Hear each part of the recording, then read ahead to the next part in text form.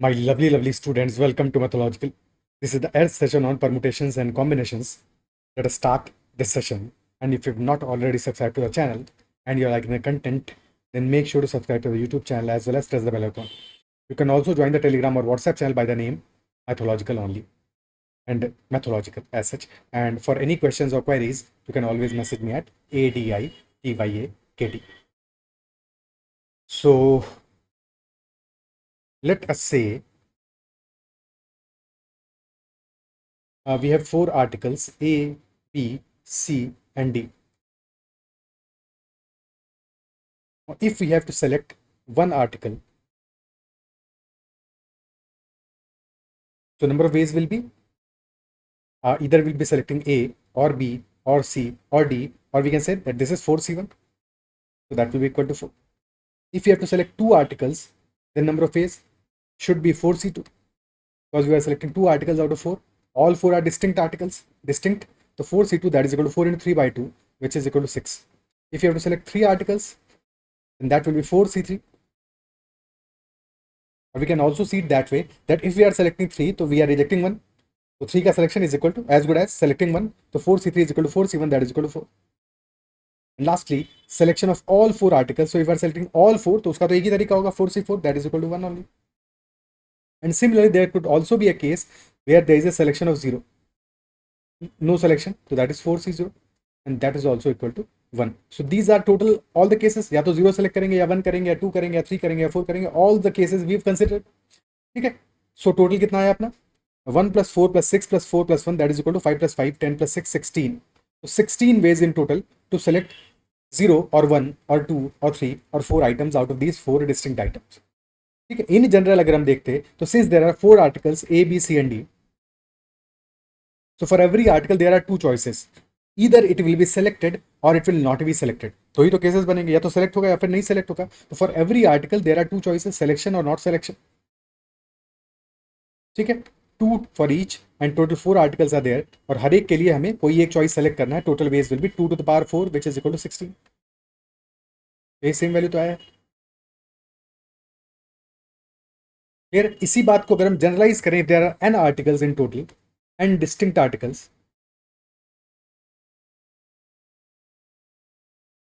in total. So in that case, selection of 0 articles, number of ways will be nc0. Selection of 1 article, number of ways will be nc1. Selection of 2 articles, number of ways will be nc2. Selection of 3 articles, number of ways will be nc3, and so on till if we are selecting all n articles. और सबका सम क्या आना चाहिए? सारे cases अगर हम consider कर लें, all the cases if they are considered, ठीक है. So this is all possible cases of selection. All possible cases of selection, because 0 से लेकर n तक हमने सारे केसेस कवर कर लिए. इवन 0 सिलेक्शन का केस भी कवर कर लिया है. और अगर हम सेकंड मेथड से देखते हैं, n डिस्टिंक्ट आर्टिकल्स थे, हर एक के लिए देयर वर 2 चॉइसेस. तो 2 into 2 into 2 into 2 n times. So basically this will be, these two should be equal, and hence this should be equal to 2 to the power n. Very important result, that nc0 plus nc1 plus nc2 till ncn, that is equal to 2 to the power n. And this can also be written as sigma ncr, where r is ranging from 0 to n, and that is equal to 2 to the power n. Total ways of selection of r articles, where r can range from 0 to n, out of n articles, that is always equal to 2 to the power n. क्या ये appreciate कर पा रहे हो, समझ पा रहे हो? ठीक है. ये तो तब हुआ जबकि n आर्टिकल्स आर डिस्टिंक्ट. ठीक. किसी क्वेश्चन में हो सकता है कि we have to select at least one article, at least one article select करना. तो उस केस में if we are selecting at least one article, selection of at least one article,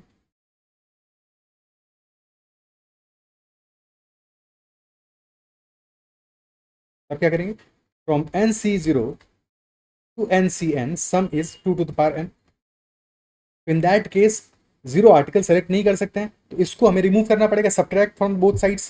तो nc0 that is equal to 1, that is equal to 1. तो 1 subtract कर दोगे both sides में, तो nc1 plus nc2 plus nc3. इसको याद रखने की जरूरत नहीं है, बस ये समझ लेना है, बिकॉज यही तुम्हारा हर जगह अप्लाई हो जाएगा. तो that is equal to the power n minus 1, two the power n minus nc0 which is equal to 1 only. This is another result. If we are selecting at least one article, number of ways will be 2 to the power n minus 1. ठीक है. Again, one article from n distinct articles. तो जब सारे के सारे articles हमारे distinct हैं, very important. और अगर आर्टिकल्स हमारे सेम हुए तो, for example if you have 4 articles and all 4 are a, सारे ही सेम हैं, तो if we have to select one article, selecting one, number of ways क्या हो जाएंगे भाई. कोई भी ए सेलेक्ट करो, बात तो एक ही है, तो एक ही तरीका होगा. Only one method will be there. If you are selecting 2, then 2 ए सेलेक्ट होंगे. अब कौन से 2 ए, कोई भी 2 ए सेलेक्ट करोगे, तरीका एक ही है. तो again only one method. Selection of 3 articles, since all are same, again only one method. Selection of 4 articles, again since all are same, so only one method. और selection of 0 articles, that will also be exactly one method. किसी को भी select नहीं करेंगे. Total ways in this case will be 5, since there were 4 identical articles. क्योंकि 4 identical articles थे, तो number of ways कितने हुए हमारे, 5 हुए. तो if there are n identical articles, so from 0 to n, या तो 0 सेलेक्ट करोगे या 1 करोगे या 2 करोगे, till n, for every case there will be exactly one way, so total ways will be n plus 1. So for n identical articles, total ways of selection from 0 to n, that will be equal to n plus 1. और अगर at least one article select करना है, so in that case number of ways will be equal to n. क्या ये logic clear है? Simple बात है. Okay, ठीक है, आगे बढ़ते हैं. तो एक और बात समझते हैं यहाँ पे. देखो, let us say we are selecting r articles out of n. N में से आर आर्टिकल्स को हम सेलेक्ट कर रहे हैं. ठीक है. सो पहले एक एग्जांपल ले लेते हैं इस पे. For example let us say we have to select 3 articles out of 5. 5 articles में से 3 सेलेक्ट करने हैं. And let us say 5 articles are A B C D and E. We have to select 3. Number of ways क्या हो जाएंगे, that will be 5 into 4 by 2, because 5c3 is nothing but 5c2 only. 5 into 4 by 2, that is equal to 10. 10 ways में we can select 3 articles out of 5. ठीक है. But यहाँ पे इस question को थोड़ा सा डिफरेंट करते हैं. लेट अस से हमने ई को सेपरेट कर दिया थोड़ी देर के लिए. ठीक है. 5 आर्टिकल्स को 2 पार्ट में, 2 टीम्स में बांट दिया. One team is A B C D, team of A B C D articles, 4 articles, and another team is that of E only, that of E only. अब देखो हम क्या कर सकते हैं. Either we can select all 4, all 3, because we have to select 3 articles. So all 3 we can select from A, B, C, D, and in that case फिर हम E को select नहीं करेंगे. भाई E के लिए 2 ही choices होंगी, either E will be selected or E will be rejected. अगर E को हमने select कर लिया, in that case total 3 select करने थे, तो बचे हुए 4 में से हमें 2 select करने पड़ेंगे. अदरवाइज हम E को select नहीं करेंगे और बचे हुए 4 में से 3 select करेंगे. ठीक है. So if E is not selected, then we will have to select all 3 from remaining 4, and if E is selected, then we will select only 2 from remaining 4. ठीक है. So basically this is 5c3. और 2 cases बने हमारे. First case when E is not selected, so if E is not selected, then we have to select 3 articles out of 4, और E को select नहीं किया, यानी कि 1c0, क्योंकि सेकंड टीम में सिर्फ अकेला E ही था. और second case is when E is definitely selected, so if E is selected, that is 1c1, and remaining 4 में से वी आर सेलेक्टिंग 2, तो this is 4c2 into 1c1, और यही दोनों केसेस पॉसिबल है. तो these two should be equal. 5c3 must be equal to 4c3 into 1c0 plus 4c2 into 1c1. अब क्या ये करेक्ट है? 5c3 is equal to 10, 4c3 is equal to 4, and 1c0 is equal to 1, 1c1 is equal to 1, 4c2 is 6, तो 4 into 1 plus 6 into 1, that is equal to 10. Of course that is correct. But क्या logic समझ पाए हो? अब इसी logic को generalise करते हैं. So if you are selecting r articles out of n articles, ठीक है, सो आर में से आर माइनस 1 आर्टिकल्स को हमने रखा है एक तरफ, एंड एक अकेला article, since all are distinct. ठीक है, all n distinct articles obviously. तो if we are selecting this one article, in that case we will be selecting r minus 2, sorry n minus 1 होगा यहाँ, एन माइनस 1 आर्टिकल्स होंगे. So we will be selecting r minus 1 articles. Total r select करने थे, तो r minus 1 from this team n minus 1, and if you are not selecting this one article, so in that case you will be selecting all r from n minus 1 articles. So basically 2 cases will be there. When that one article will be selected, this will be nc r minus 1 articles from n articles multiplied by 1c1, and second case will be when we are not selecting that one article, and in that case this will be n minus 1 c r. एक second, यहाँ पे n minus 1 नहीं आ जाएगा. ठीक है. So these two should be equal. Very important result. And again, 1C1 is also equal to 1, or 1C0 is also equal to 1. So this simplifies to NCR is equal to N minus 1 CR minus 1 plus N minus 1 CR.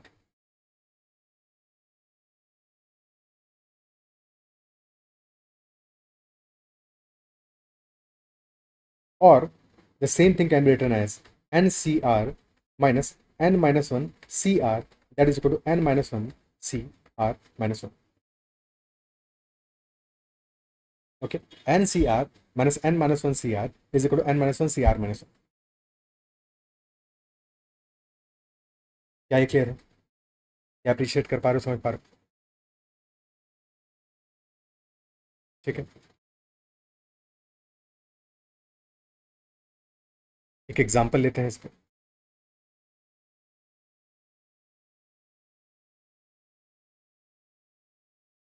Let us say 8C4 minus 7C4 minus 6C3 minus 5C2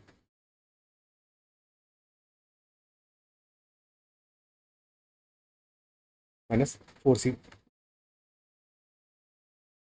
So what should be its value? क्या value होगा? देखो value हम calculate भी कर सकते हैं, तो पहले कैलकुलेट कर लेते हैं. 8C4 क्या आएगा? That will be 8 into 7 into 6 into 5 divided by 24, तो दैट विल बी 70 आ जाएगा. माइनस 7C4 is 7C3, तो 7 into 6 into 5 by 6 which is 35. 6C3 is 20, 5C2 is 10 and 4C1 is 4. So this is 70 minus 35 plus 20, 55, 65, 69. So 70 minus 69, that is equal to 1. So this result comes out to be equal to 1. Okay.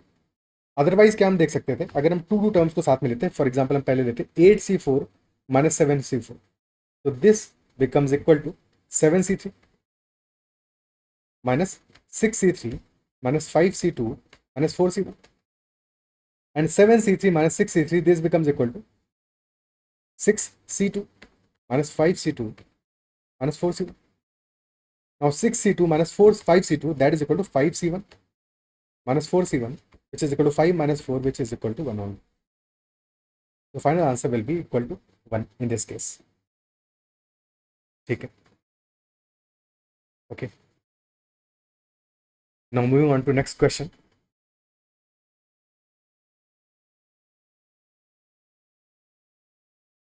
Nasir has 8 friends. In how many ways can he invite 2 or more of his friends for dinner? Total friends of Nasir are 8. So in how many ways can he invite 2 friends or more friends for dinner? तो क्या करेंगे इस question में? अब उसको invite करना है at least 2 friends को.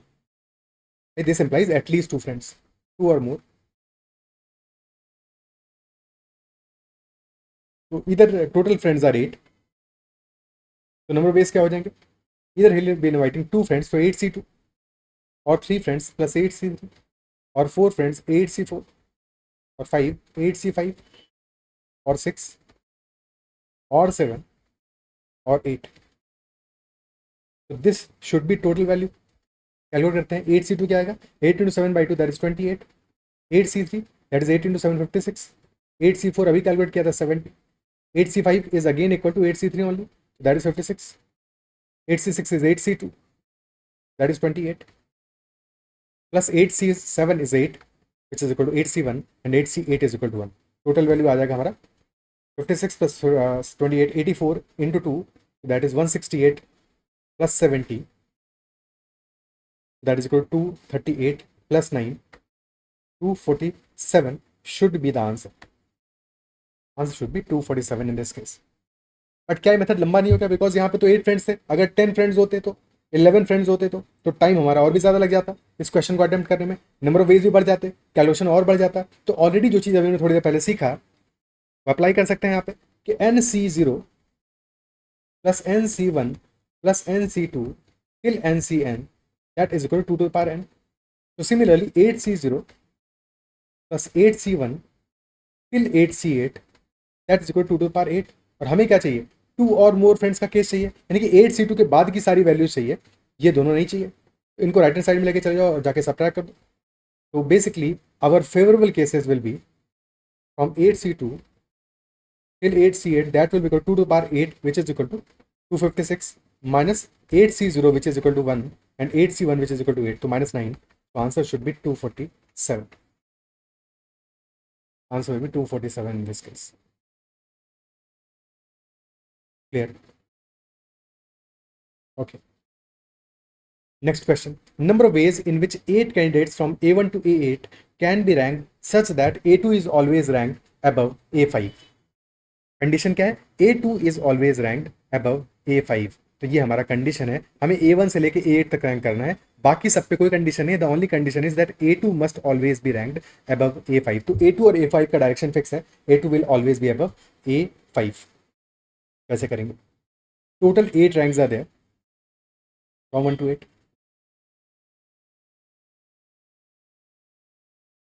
And the only condition is that A2 must always be ranked above A5.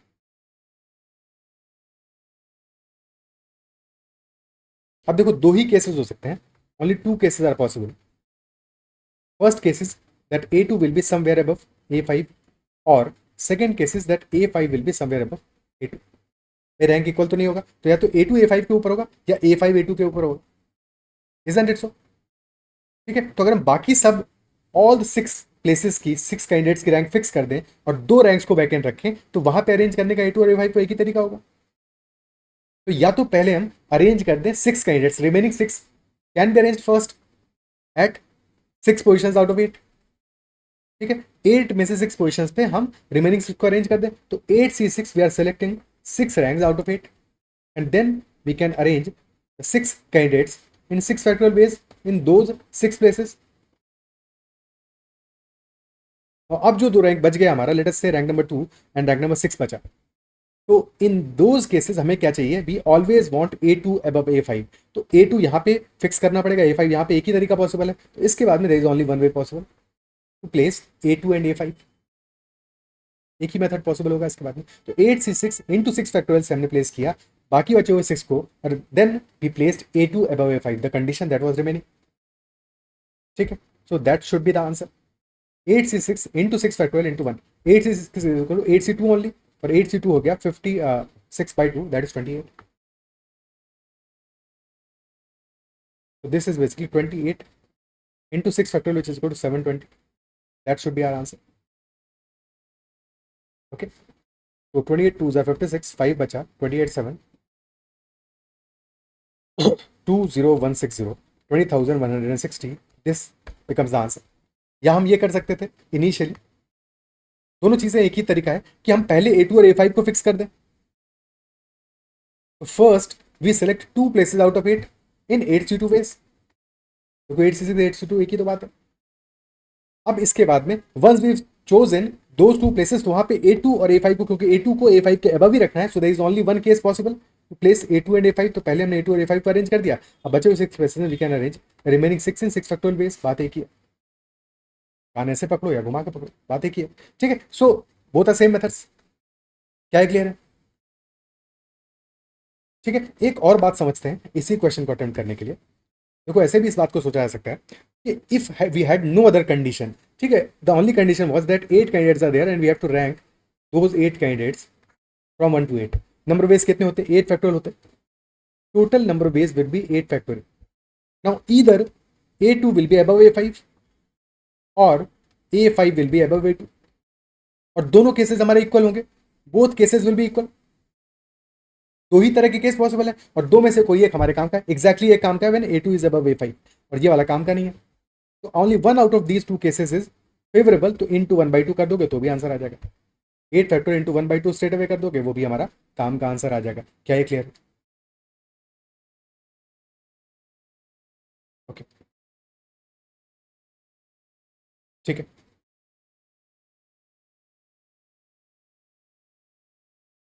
For example कि अगर यहाँ पे होता 8 ही कैंडिडेट्स हैं फ्रॉम A1 to A8, और A2 is always ranked above A5 and A5 is always ranked above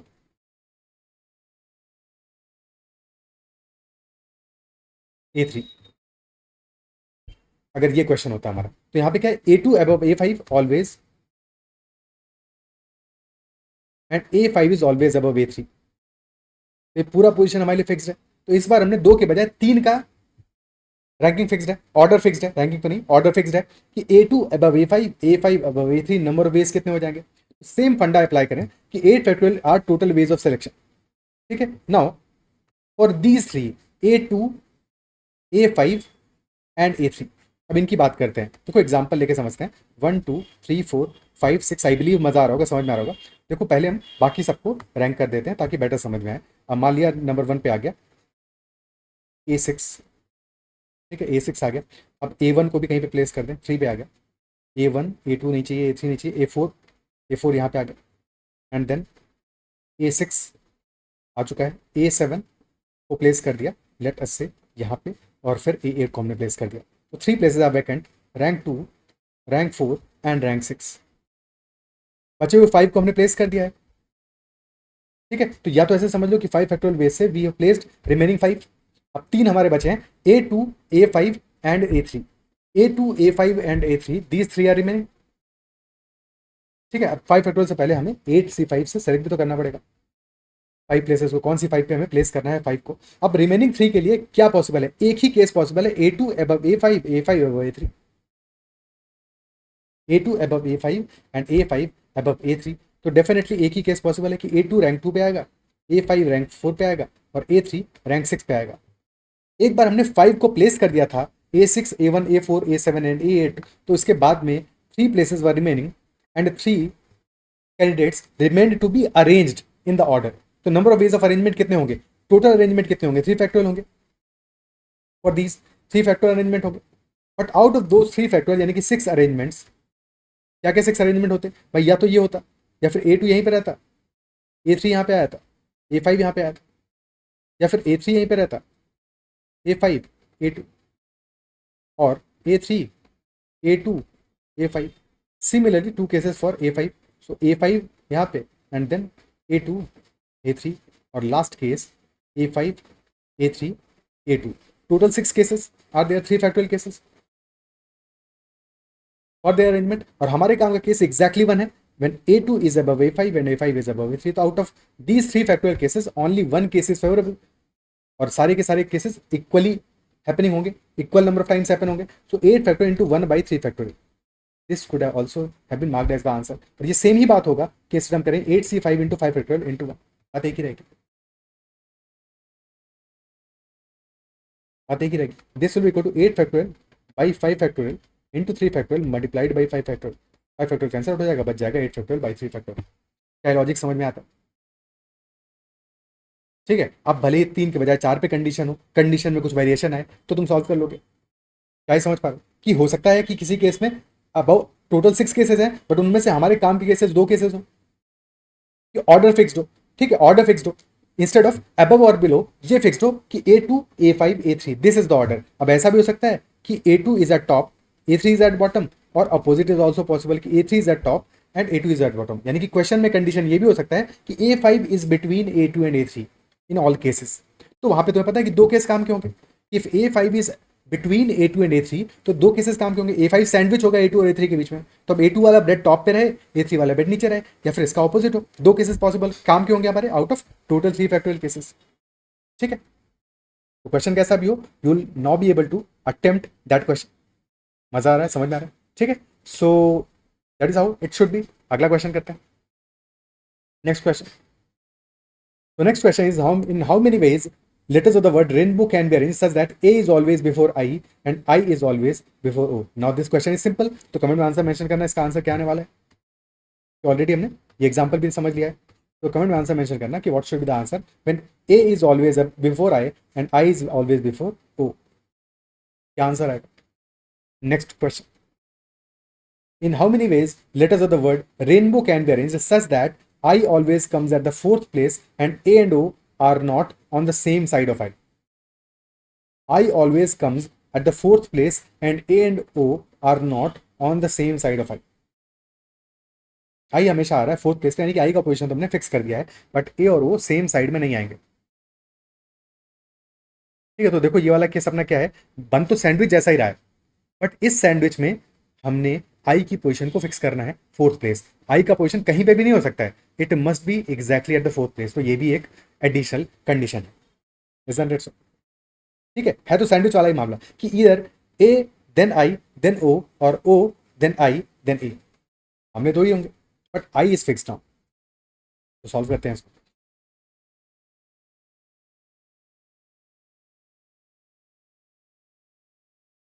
I is definitely fixed at fourth place.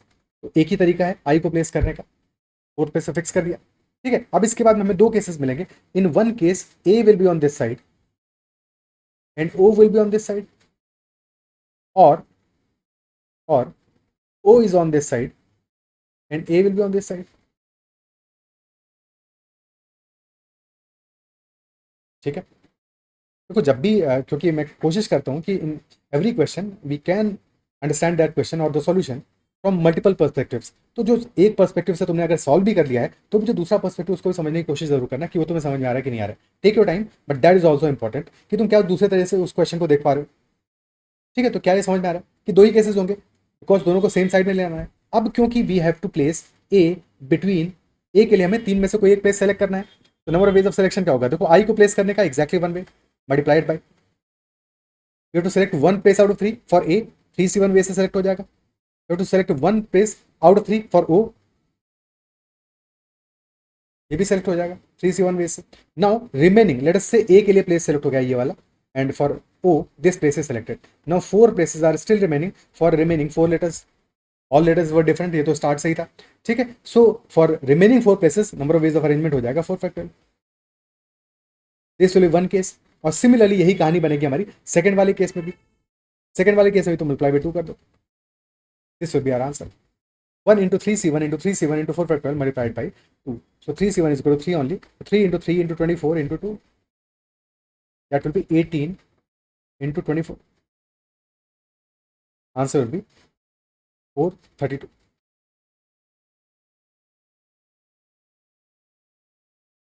432 will be the answer. Okay. क्या है clear?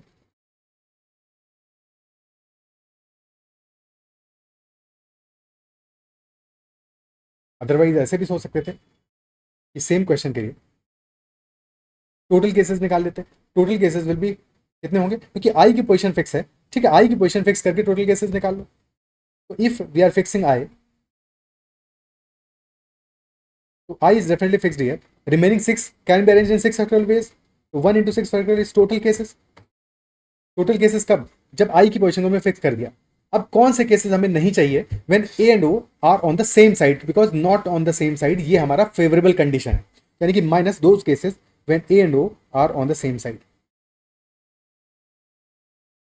कब कब सेम साइड में हो सकते हैं? इधर they both are on this side, both A and I A and O, और they are on the second side. तो दो केसेस अगेन यहाँ पे बनेंगे।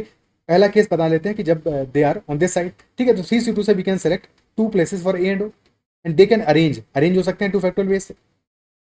Multiplied by remaining 4 can be arranged in 4 factorial ways. I की position तो fix ही थी।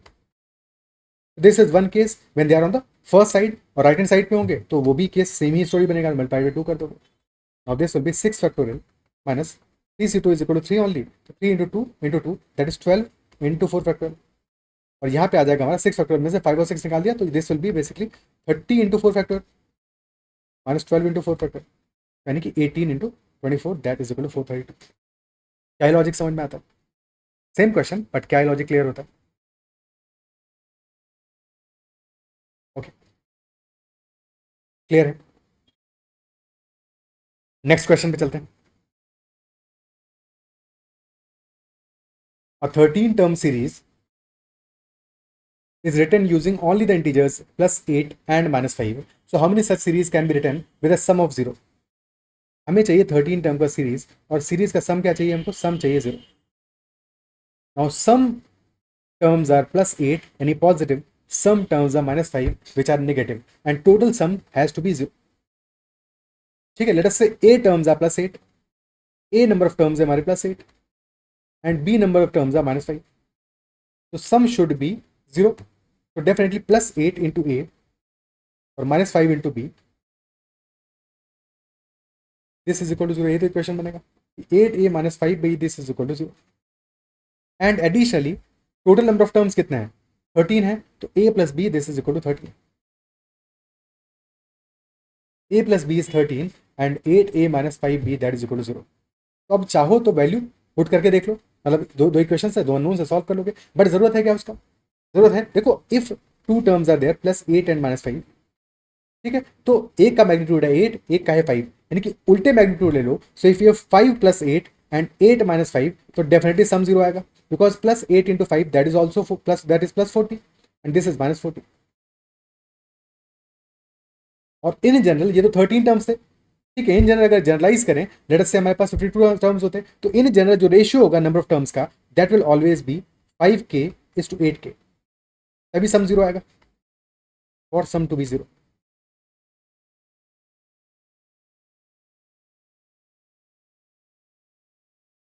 ठीक है, सम तभी जीरो होगा when the ratio is 5k to 8k, यानी 13 का मल्टीपल होगा टोटल नंबर ऑफ टर्म्स, जबकि सम जीरो आएगा।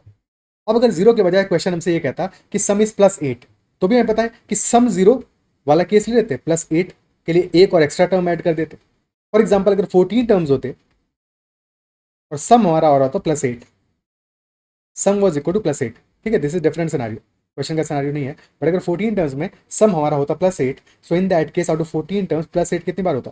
6 times, and minus 5 would have been 8 times. तो minus 40 plus 48, sum will be plus 8। क्या क्लियर है? तो in present scenario, in present case हमारे पास क्या है? We have plus 8 5 times and minus 5 8 times, total क्योंकि 13 टाइम्स है, और हमें बनाना है 13 टर्म का सीरीज। तो यानी कि प्लस 8 कहीं पे भी आ सकते हैं, माइनस 5 कहीं पे भी आ सकते हैं, उनका ऑर्डर कुछ भी हो सकता है, but since all plus 8 are identical, all minus 5 are identical, और टोटल टर्म्स कितने हैं? 13 टर्म्स है। Number of ways of arrangement for 13 terms will be 13 factorial, out of which 5 are plus 8. So 5 factorial ways से these plus 8 can arrange among themselves, divide करना पड़ेगा। Similarly 8 factorial ways में minus 5 can arrange among themselves, इसको भी divide करना पड़ेगा। Answer will be 13 into 12 into 11 into 10 into 9 into 8 factorial, जो कि कैंसिल आउट हो जाएगा डिनोमिनेटर से, और 5 फैक्टोरियल इज 120, तो 120 into 8 factorial, these will get cancelled out, और 120 is 12 into 10, 13 into 11 into 9, so that is 143 into 9, so 1430 minus 143, that will equal 1300 minus 13, 1287, this should be the answer, option C answer हो जाएगा 1287, this will be the answer in this case। Clear है?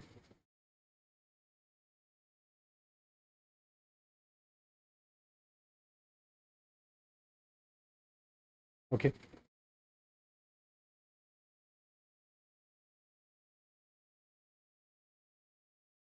Next question करते हैं।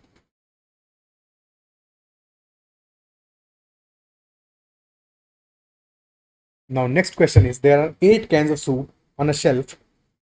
3 of the cans of 300 ml contain KCZ tomato soup, and the other 5 cans are all different. In how many ways can at least 7 of these cans be arranged in a row? In how many ways we can arrange at least 7 of these cans in a row? तो क्या answer होगा इस question का? और late us से ये question तुम अपने एंड पे सॉल्व करो, कमेंट में आंसर मेंशन करना, नेक्स्ट सेशन में will be solving this question, ठीक है। So comment about this question कि इसका आंसर क्या आएगा, और नेक्स्ट सेशन में सबसे पहले इसको सॉल्व करेंगे। प्यारा सा सिंपल सा क्वेश्चन है, बट यहाँ पे कुछ केसेस बनाने पड़ेंगे, तो अपने एंड पे केसेस बना के सॉल्व करो, take your time, solve this question. Options given है, तो ऑप्शंस में से कोई एक आंसर होगा, जो भी आंसर है कमेंट में मेंशन करना, एंड अकॉर्डिंगली फीडबैक देना, तुम्हें सेशन कैसा लगा, सबको समझ में आया नहीं आया, कहीं पे किसी क्वेश्चन में डाउट रहा, तो make sure to comment out that doubt as well, okay? And if you like this session, then make sure to hit the like button as well, and if you've not already subscribed to the YouTube channel and you like the content, then make sure to subscribe to the channel as well. And that's all for this session. Bye bye, take care and keep learning. Next session we'll be discussing this question, और फिर बाद में और भी variety के questions को discuss करेंगे। Keep learning.